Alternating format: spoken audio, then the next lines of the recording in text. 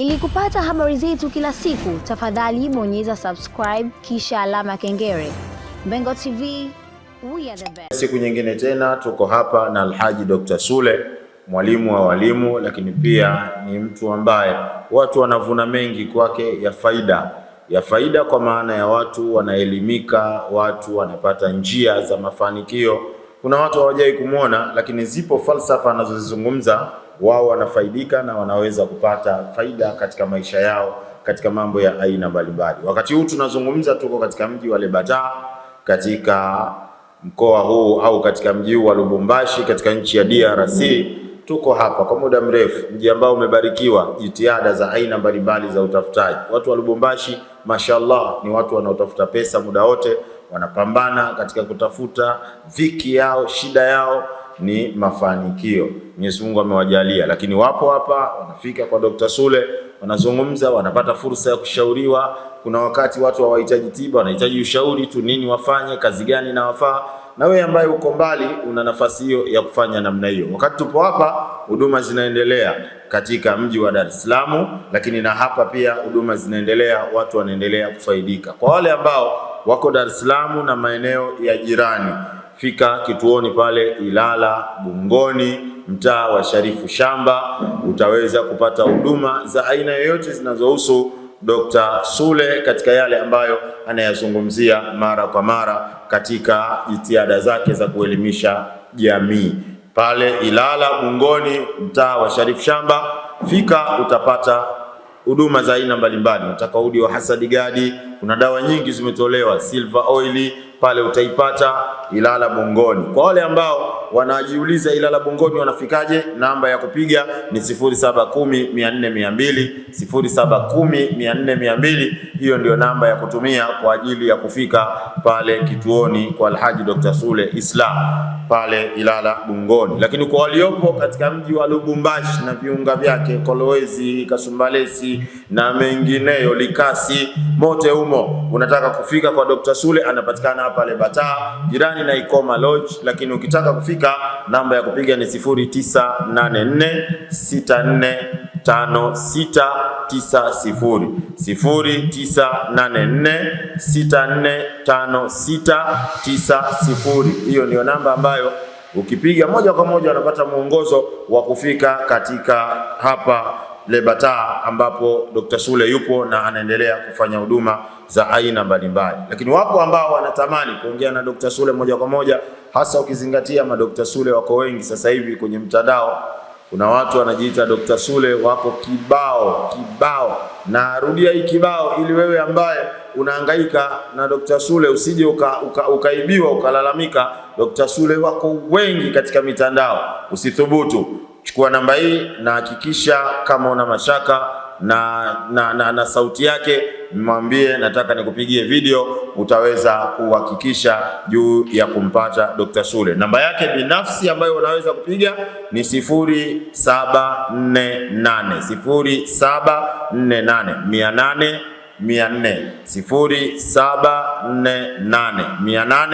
0748 hiyo ndio namba ya Alhaji Dr. Sule. Alhaji Dr. Sule, salamu alaykum wa rahmatullahi wa barakatuh. Naam, wa alaykum salam wa rahmatullahi wa barakatuh. Habari ya Lubumbashi, unaionaje Lubumbashi na ndugu zetu wa Kongo? Naam, Lubumbashi ni kheri, Lubumbashi ni furaha. Lubumbashi ni kila kitu. Mwenyezi Mungu anajalia Lubumbashi ina neema nyingi, alhamdulillah. Shukran. Dokta, leo tunaendelea tena na mwendelezo wa ndoto mchanganyiko. Tuko katika ndoto mchanganyiko, tulizungumza katika masiku yaliyopita juu ya ndoto mchanganyiko na tumepata faida ya kutosha sana. Lakini leo kuna kitu mimi kinanitatiza, na sio kinanitatiza, nimeona watu fulani hivi wanaulizana na wengine wanaona kama ni jambo ambalo pengine halina nafasi katika maisha. Kinyume na ndoto, tutaingia katika ndoto na jambo tuliko nje ya ndoto ambao nataka watu wapate ilmu. Kuna pete. Shanaelewa? Pete. Mimi najua pete tunavaa ulembo, lakini pia wakati mwingine pete inaweza kuwa ni sehemu ya ishara ya mambo kadhaa wa kadhaa. Tumeona katika sehemu pete inaweza kuwa sehemu ya ishara ya ufalme wa mtu, kwamba huyu ni nani. Yani pete inaweza kuwakilisha namna hiyo. Sasa swali langu la kwanza, Pete hasa inatakiwa ivaliwe kwenye kidole gani? Labda kwanza nitoe kidogo salamu kwa wasikilizaji. Assalamu alaikum warahmatullahi wabarakatuh. Alhamdulillahi rabbil alamin wassalatu wassalamu ala ashrafil anbiya'i wal mursalin. Rabbi shrah li sadri wa yassir li amri wahlul 'uqdatan min lisani yafqahu qawli. Subhanaka la ilma lana illa ma 'allamtana innaka antal alimul hakim. Amma ba'd. Baada ya kumhimidi Allah na kuzitaka ziada za kheri zimiminike kwa wingi kwa kiongozi wetu, kipenzi chetu, mtume wetu Muhammad salawatullah wasalamuhu alayhi. Wapenzi watazamaji, karibuni tena katika kipindi hiki adhimu na muhimu kabisa cha tafsiri za ndoto, na hapa tutajaribu kugusa ndoto za aina mbalimbali, ndoto nyingi. Yani katika vipindi ambavyo tunaweza tukachukua hata miaka miwili kuzungumza ndoto. Kila wiki tukazungumza kipindi 3 mpaka 5, basi ni ndoto. Ndoto ni elimu pana. Ni elimu pana kwa sababu inamgusa maisha ya mwanadamu, kiumbe ambaye anaweza kuishi mpaka miaka 100. Kwa hiyo ni ndoto yani ni elimu yenye uzito mkubwa sana unapotaka kuizungumza elimu hii ya ndoto kimsingi. Labda kabla hatujaingia huko ni jibu swali lako kwamba ni kidole gani hasa mtu anapaswa kuvaa pete. Kabla ya kujibu hili, kwanza tujue pete ziko za aina ngapi. Sawa.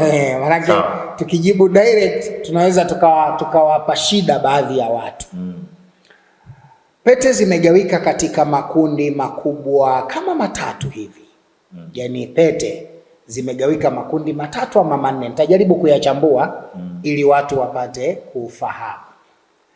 Aina ya kwanza ya pete ni pete ya urembo.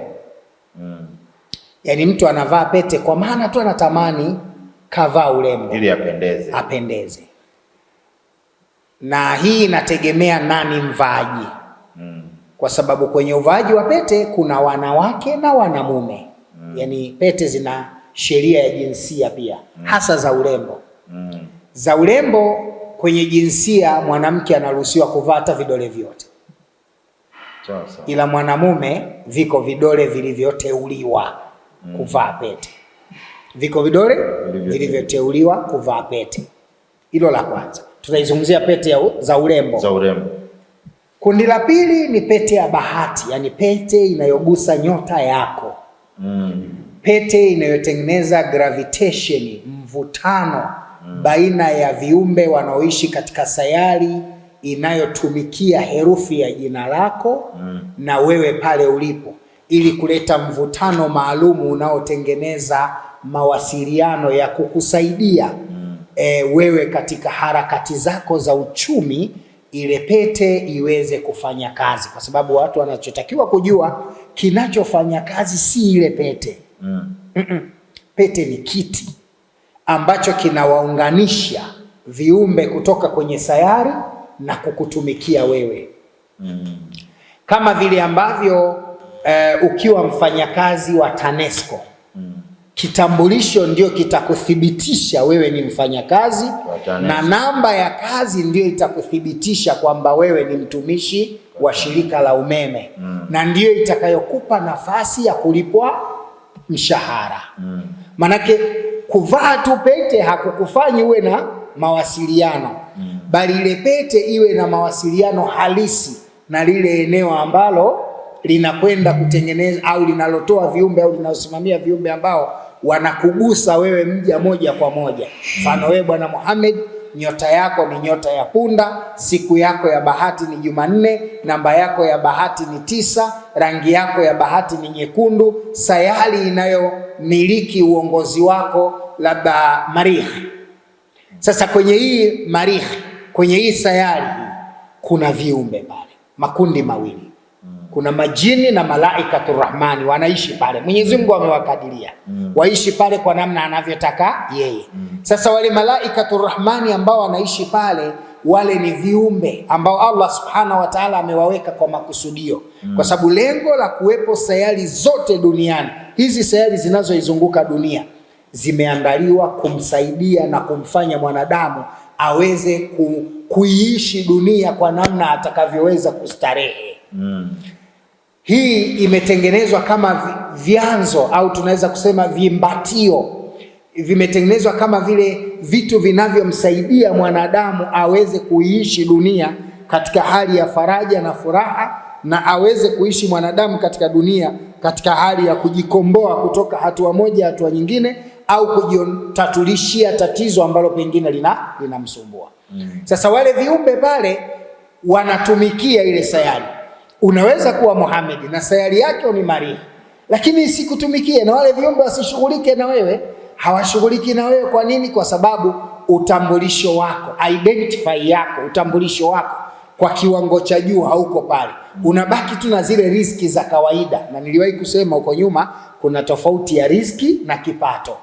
Riski ni kipato na kipato ni kipato, lakini sio kila riski ni kipato. Kila kipato ni riski, lakini sio kila riski ni kipato. Riski ni kipato ambacho Mungu amekukadiria kula, kunywa na kulala. Kipato ni ile ziada unayoweza kununua gari, kujenga nyumba, kusafiri kwa ufahari. Kuna watu hawajawahi kupanda ndege. Sio kwamba yani hawana hiyo riski ya kupandia ndege. Yani anaitoa wapi riski ya kupandia ndege? Ilo basi anaungaunga mwaka mzima. Sasa natunduliza nauli mwakani, nataka kwenda kuona baba mkubwa kijijini. Sasa huyu ana riski, huyu hana kipato. Mwenye kipato ana uwezo wa kusema saizi nataka kwenda Mwanza.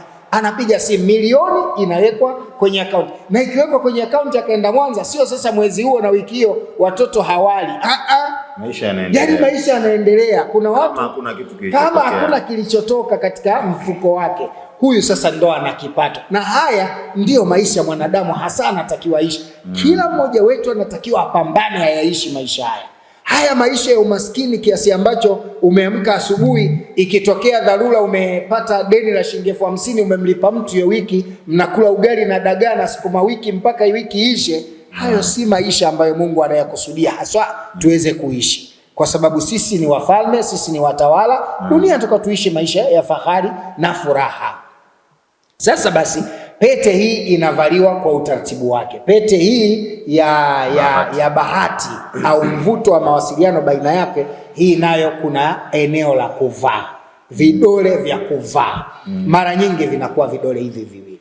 Kinaweza kuwa hiki cha kushoto au hiki cha kulia. Vidole hivi mara nyingi ndio vinavaa hizo pete. Alafu kuna pete ya ndoa. Yani engagement. Ima ya uchumba au ya ndoa. Hiyo nayo ni pete na ipo katika maisha ya wanadamu. Hii ni identify, utambulisho, kwamba mtu anataka kuwajulisha watu wengine kwamba mimi niko single. Yes, mimi na mwenzangu. Kwa hiyo mnaponiona mniheshimu kwa nafasi yangu. Usinichukulie kama malaya tu niko mtaani, sister mambo. Mimi mke wa mtu. Usinichukulie tu kama niko mtaani, brother vipi? Mimi mume wa mtu. Identify, utambulisho. Hiyo ni pete nyingine. Na hiyo nayo mara nyingi inavaliwa vidole hivi. Mara nyingi inavaliwa vidole, na hasa kidole hiki cha kushoto mara nyingi. Halafu kuna pete ya majini. Umenielewa sasa? Majini nao wana pete zao. Kuna viumbe Mwenyezi Mungu Subhanahu wa Ta'ala amewatunukia au amewapa viumbe wanakuwa nao karibu. Wale viumbe wana vitu vyao, wana maisha yao, kanuni zao. Na majini wengi wanaishi kulingana na tawala zao katika koo zao. Kwa sababu majini walipoumbwa, walipoletwa duniani, waliishi kwenye tawala katika koo. Waliishi kwa misingi ya koo na tawala. Leo tuko hapa Lubumbashi. Ukija Lubumbashi kuna kitu utajifunza. Hawa ni watu wa Katanga.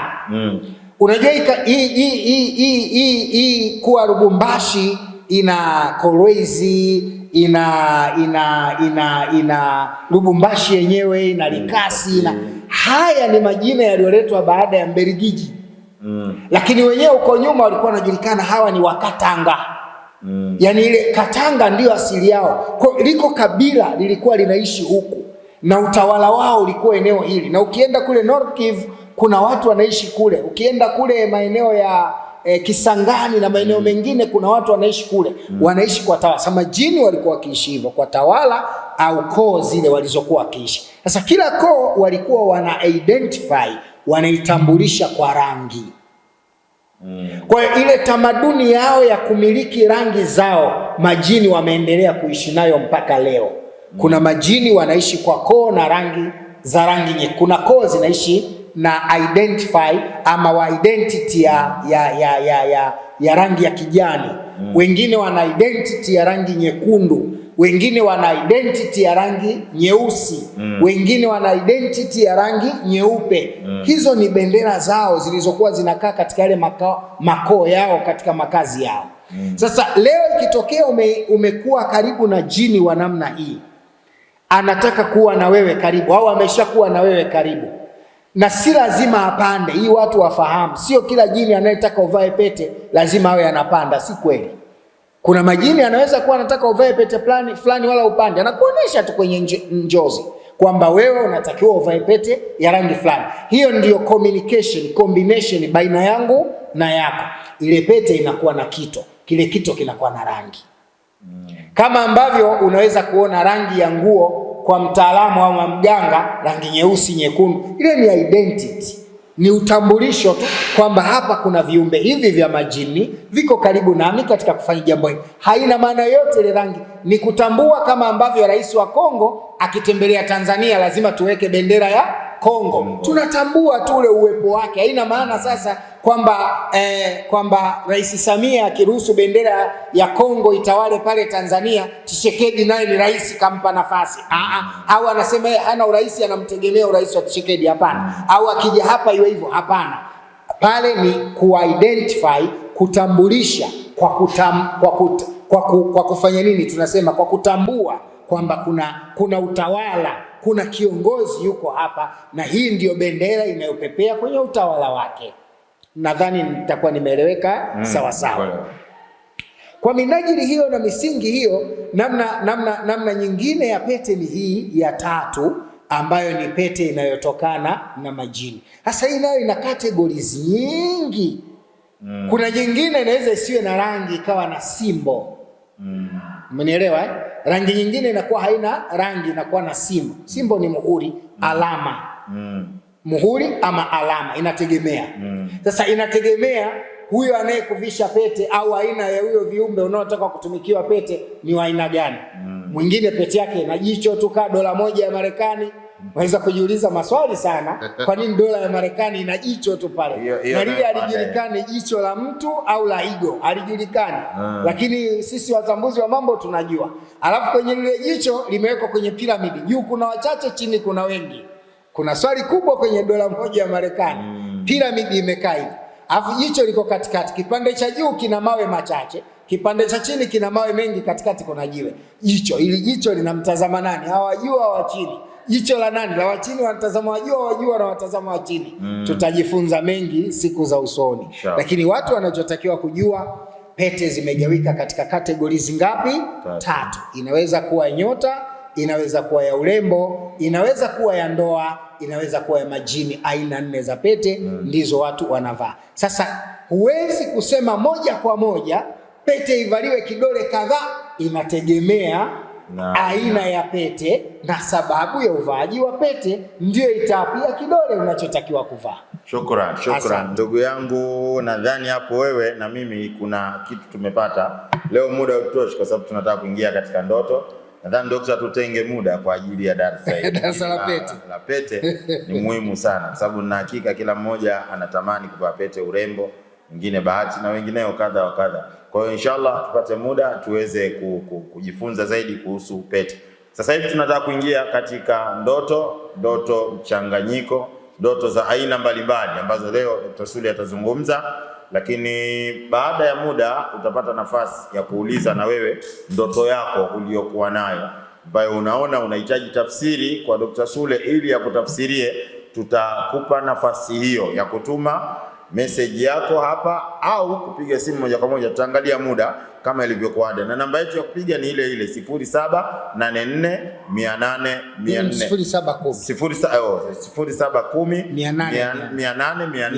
0710 unapiga WhatsApp, lakini usije ukapiga kawaida kwa sababu hii namba iko huko Lubumbashi na usipige sasa hivi. Usipige sasa hivi. 0710 800 0710 800 utapiga simu yako, utaongea ongea moja kwa moja, tutasikiliza na tutaweza kujua nini ambacho tutani. Sasa hivi tumpe nafasi Dr. Sule atuambie ndoto mchanganyiko alizotuandalia leo, ili wewe uliyekuwa hapo vizuri zaidi ukawa na kalamu na peni ukawa na nukuu baadhi ya mambo yanaweza kukusaidia katika ufahamu wako baadaye, usio unauliza maswali mengi. Dr. Sule, karibu sana kwa ajili ya yale ambayo umetuandalia siku ya leo. Naam, Bismillahirrahmanirrahim. Mpenzi mtazamaji, kama ilivyo ada na desturi, leo tunakwenda kuzungumzia tafsiri za ndoto mchanganyiko. Na niseme wewe mtazamaji wangu, leo tuna mada maudhui ya moto sana. Leo tunakwenda kuzungumza ndoto za moto sana, ndoto zenye kugusa maisha yako, ndoto zenye kukuashiria ima ugumu wa maisha au wepesi wa maisha unaotarajiwa kwenda kuupata. Na nitaanza kwanza na ndoto mbaya, mchanganyiko lakini mbaya. Alafu nitaona kama muda unatosha nitazieleza nzuri, kwa sababu katika hizi mbaya kuna mtu mwingine anaota ndoto mpaka akiamka asubuhi anafurahia. Hapa unaposema mbaya, mbaya kwa mtazamo, mbaya kwa matokeo. Mbaya kwa matokeo. Sawa. Haijalishi hiyo ndoto yenyewe itakuwa na muonekano. Inaweza ikawa tamu imekuvutia, lakini matokeo yake yanaenda kudondoka. Yes. Elewa hapo, yani ndoto mbaya kwa matokeo. Sio ile uhalisia wa ndoto yenyewe. Ndoto yenyewe inaweza ikawa tamu ikakufurahisha, pengine umekula pilau, lakini kumbe matokeo yake sio mazuri. Dr. Sule, na si hivyo tu, yani tuwaambie tu watazamaji wetu kwamba ukiota ndoto hizi jiandikie umekwisha. Ndio Kiswahili kizuri. Yani ukiota ndoto hizi, una kanuni ya kuota ndoto hizi, jiandikie umekwisha. Na wallahi Wakongomani 85 mpaka 90 ya watu waliokuja kwenye huduma yetu hizi ndoto wanaota. Yani 80 mpaka 85. Yani kama wamenusurika 10%. Na hapo utagundua kwamba hii nchi ni nchi mtihani. Haya maeneo ni maeneo mtihani. Watu wanaingia katika matatizo makubwa. Ndoto ya kwanza tutakayoizungumza leo ni ndoto ya kuwa unahesabu pesa. Hebu jiulize, yani hesabu pesa tutajiri. Yani umeshika pesa unahesabu, yani umeota ndoto burungutu au kuna kapu la hela umeshika pesa hazihesabu. Watu wengi wanaipenda hii ndoto. Niliwahi kuambia wakati mwingine kuna ndoto inakuwa nzuri kwenye muonekano, lakini tafsiri yake ni mbaya.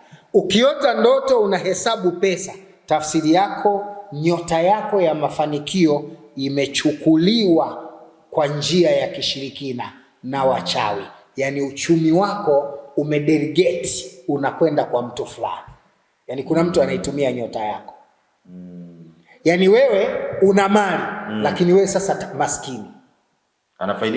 Anafaidika mtu mwingine kwa ulicho nacho. Kwa ukiota ndoto unahesabu fedha, wewe una mtihani mkubwa sana. Unapaswa kuwa makini na hiyo ndoto, kwa sababu unakokwenda unakwenda kufilisika na maisha yako yanamnufaisha mtu mwingine. Kama wewe ni mfanyakazi kwenye duka la mtu, alafu unahesabu unahesabu fedha, maana yake nyota yako inatumika na huyo mwenye duka. Huyo mwenye hiyo biashara anaitumia nyota yako.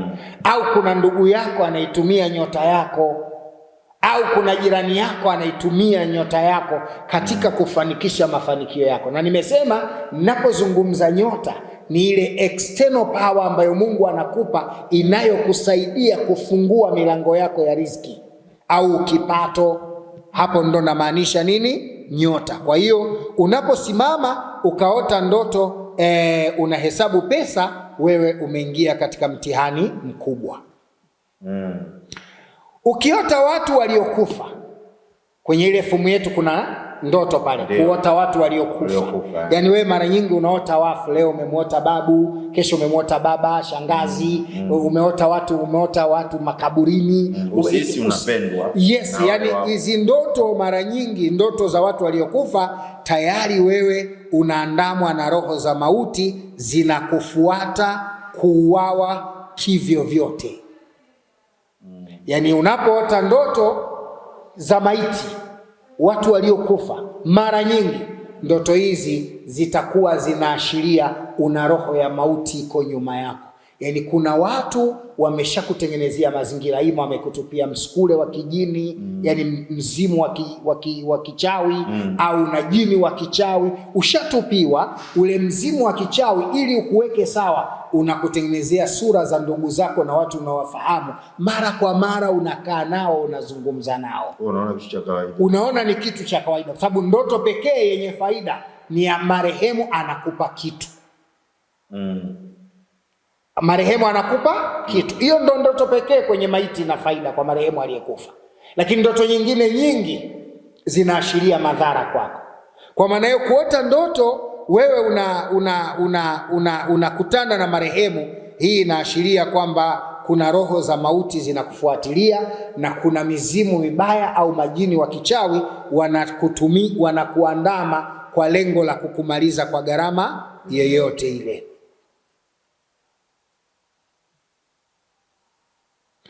Ikiwa umeota ndoto umeyarudia maisha ya utotoni au unasoma shule wakati ushamaliza shule, hii ina maana gani?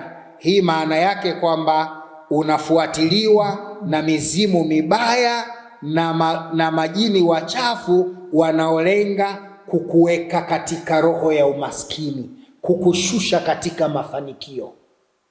Ukiota ndoto umerudi utotoni au kaota ndoto uko shuleni. Kuna mtu anaota ndoto karudi utotoni, anacheza na watoto wenzake. Yaani lishakuwa baba zima, lakini yuko mtoto anacheza na watoto wenzake. Yaani sitaki, wanagombana. Basi jua hapo kuna shida kubwa, na kuna viumbe mizimu na roho za mizimu mibaya au roho zinazotokana na majini wachafu umetupiwa, na zile roho zinakushusha, zinakuharibia. Na hapa inaweza kuwa zinakuharibia afya, zinaweza kuwa zinakuharibia uchumi, zinaweza kuwa zinakuharibia mahusiano yako ya jamii, ili mradi kwamba wewe una kitu kibaya katika maisha yako. Ukaota ndoto unafukuzwa na maadui. Kuna watu wale anafika mahala anaota watu wanamkimbiza, fika mahala anaruka anaondoka. Hizo ndoto. Watu wengine wanasema hii ndoto nzuri. Ngoja nikwambie kitu. Ukiota ndoto ya kuwa unafukuzwa na maadui, tafsiri yake wachawi wanakutumia kwenye mambo yao pasipo wewe kujua. Manake wachawi wanakukamata wewe, wanakuchukua katika nafasi yako, wanakutumikisha katika kazi za kichawi. Na mara nyingi watu wa hivi anaweza kukaa kwenye jamii au familia wakasema fulani mchawi, tulimuona usiku anawanga. Yani unakwenda kwenye ndoto za watu, kwenye vichwa vya watu, kwenye ndoto unawatokea unawanga. Lakini kimsingi mara nyingi unapoota ndoto unafukuzwa na maadui, ndoto hii inaashiria kwamba wachawi wanakutumia kwenye mambo yao, na wakati mwingine bila we kujua. Manake hii si katika ndoto nzuri. Ukaota ndoto unakula usingizini. Hapo sasa unakula biriani, pilau, na nyama kubwa, kwamba kuna utawala, kuna kiongozi yuko hapa, na hii ndio bendera inayopepea kwenye utawala wake. Nadhani nitakuwa nimeeleweka sawa sawa. Kwa minajili hiyo na misingi hiyo, namna nyingine ya pete ni hii ya tatu, ambayo ni pete inayotokana na majini. Sasa hii nayo ina categories nyingi.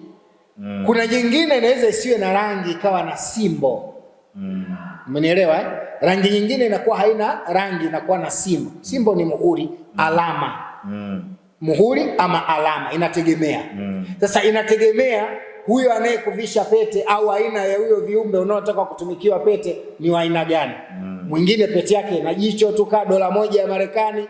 Unaweza kujiuliza maswali sana, kwa nini dola ya Marekani ina jicho tu pale? Na lile halijulikani jicho la mtu au la igo, halijulikani. Lakini sisi watambuzi wa mambo tunajua. Alafu kwenye lile jicho limewekwa kwenye piramidi. Juu kuna wachache, chini kuna wengi. Kuna swali kubwa kwenye dola moja ya Marekani. Piramidi imekaa hivi. Alafu jicho liko katikati. Kipande cha juu kina mawe machache, kipande cha chini kina mawe mengi, katikati kuna jiwe. Ili jicho linamtazama nani? Hawajua wa chini. Jicho la nani? La wachini wanatazama wajua, wajua na watazama wachini.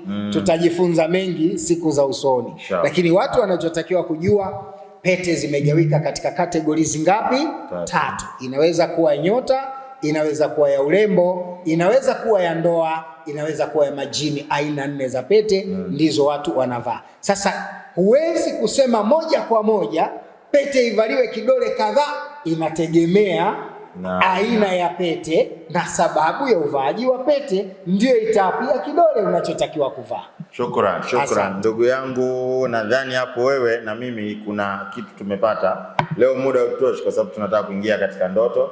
Nadhani daktari, tutenge muda kwa ajili ya darasa hili. Darasa la pete. La pete ni muhimu sana kwa sababu na hakika kila mmoja anatamani kuvaa pete, urembo, wengine bahati na wengineo kadha wa kadha. Kwa hiyo inshallah tupate muda tuweze kujifunza zaidi kuhusu pete.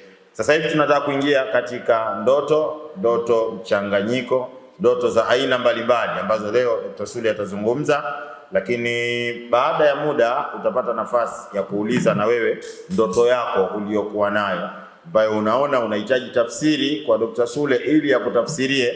Tutakupa nafasi hiyo ya kutuma message yako hapa au kupiga simu moja kwa moja. Tutaangalia muda kama ilivyokuwa ada, na namba yetu ya kupiga ni ile ile 0784 800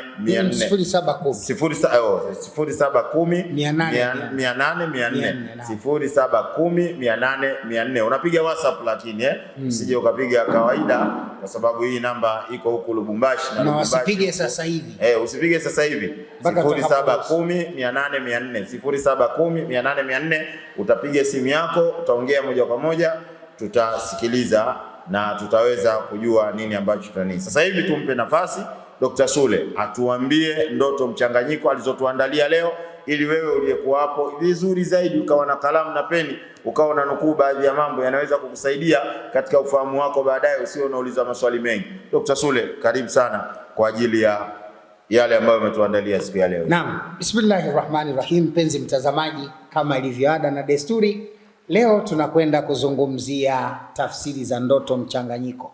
Na niseme wewe mtazamaji wangu, leo tuna mada maudhui ya moto sana. Leo tunakwenda kuzungumza ndoto za moto sana, ndoto zenye kugusa maisha yako, ndoto zenye kukuashiria ima ugumu wa maisha au wepesi wa maisha unaotarajiwa kwenda kuupata. Na nitaanza kwanza na ndoto mbaya, mchanganyiko lakini mbaya. Alafu nitaona kama muda unatosha nitazieleza nzuri, kwa sababu katika hizi mbaya kuna mtu mwingine anaota ndoto mpaka akiamka asubuhi anafurahia. Hapa unaposema mbaya kwa mtazamo, mbaya kwa matokeo. Mbaya kwa matokeo. Sawa. Haijalishi hiyo ndoto yenyewe itakuwa na muonekano inaweza ikawa tamu imekuvutia, lakini matokeo yake yanaenda kudondoka. Yes. Elewa hapo, yani ndoto mbaya kwa matokeo, sio ile uhalisia wa ndoto yenyewe. Ndoto yenyewe inaweza ikawa tamu ikakufurahisha, pengine umekula pilau, lakini kumbe matokeo yake sio mazuri. Dr. Sule, na si hivyo tu, yani tuambie tu watazamaji wetu kwamba ukiota ndoto hizi jiandikie umekwisha. Ndio Kiswahili kizuri. Yani ukiota ndoto hizi, una kanuni ya kuota ndoto hizi, jiandikie umekwisha. Na wallahi Wakongomani 85 mpaka 90 ya watu waliokuja kwenye huduma yetu hizi ndoto wanaota. Yani 80 mpaka 85. Yani kama wamenusurika 10%. Na hapo utagundua kwamba hii nchi ni nchi mtihani. Haya maeneo ni maeneo mtihani. Watu wanaingia katika matatizo makubwa. Ndoto ya kwanza tutakayoizungumza leo ni ndoto ya kuwa unahesabu pesa. Hebu jiulize, yani hesabu pesa si tajiri huo. Yani umeshika pesa unahesabu, yani umeota ndoto burungutu au kuna kapu la hela umeshika pesa kazihesabu. Watu wengi wanaipenda hii ndoto. Niliwahi kuambia wakati mwingine kuna ndoto inakuwa nzuri kwenye muonekano lakini tafsiri yake ni mbaya. Ukiota ndoto unahesabu pesa, tafsiri yako, nyota yako ya mafanikio imechukuliwa kwa njia ya kishirikina na wachawi. Yani uchumi wako umedelegate, unakwenda kwa mtu fulani. Yani kuna mtu anaitumia nyota yako. Yani wewe una mali lakini wewe sasa maskini. Anafaidika mtu mwingine kwa ulicho nacho. Kwa ukiota ndoto unahesabu fedha wewe una mtihani mkubwa sana. Unapaswa kuwa makini na hiyo ndoto, kwa sababu unakokwenda unakwenda kufilisika na maisha yako yanamnufaisha mtu mwingine.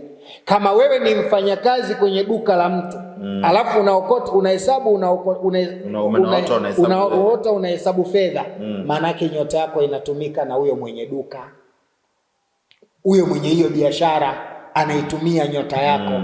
Au kuna ndugu yako anaitumia nyota yako, au kuna jirani yako anaitumia nyota yako katika kufanikisha mafanikio yako. Na nimesema ninapozungumza nyota ni ile external power ambayo Mungu anakupa inayokusaidia kufungua milango yako ya riziki au kipato.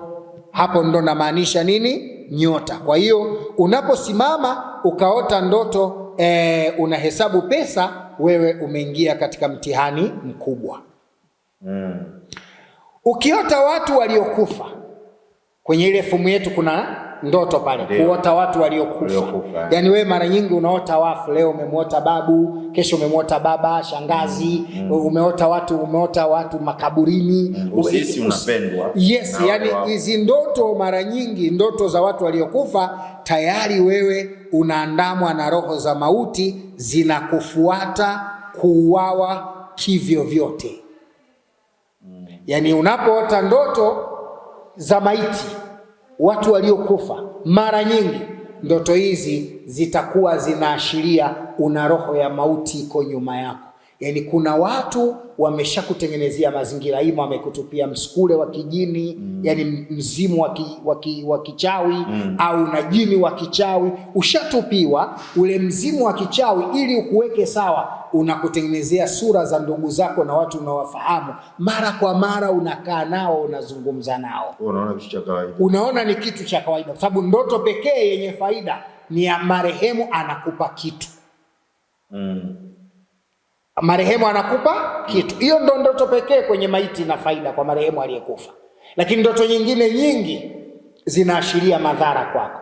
Kwa maana hiyo, kuota ndoto wewe unakutana na marehemu, hii inaashiria kwamba kuna roho za mauti zinakufuatilia, na kuna mizimu mibaya au majini wa kichawi wanakuandama kwa lengo la kukumaliza kwa gharama yoyote ile.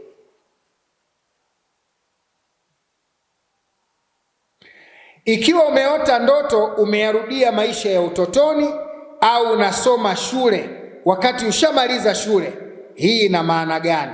Hii maana yake kwamba unafuatiliwa na mizimu mibaya na majini wachafu wanaolenga kukuweka katika roho ya umaskini, kukushusha katika mafanikio. Ukiota ndoto umerudi utotoni, au kaota ndoto uko shuleni. Kuna mtu anaota ndoto karudi utotoni, anacheza na watoto wenzake. Yaani lishakuwa baba zima, lakini yuko mtoto anacheza na watoto wenzake. Yaani sitaki, wanagombana. Basi jua hapo kuna shida kubwa, na kuna viumbe mizimu na roho za mizimu mibaya, au roho zinazotokana na majini wachafu. Umetupiwa na zile roho, zinakushusha, zinakuharibia. Na hapa inaweza kuwa zinakuharibia afya, zinaweza kuwa zinakuharibia uchumi, zinaweza kuwa zinakuharibia mahusiano yako ya jamii, ili mradi kwamba wewe una kitu kibaya katika maisha yako. Ukaota ndoto unafukuzwa na maadui.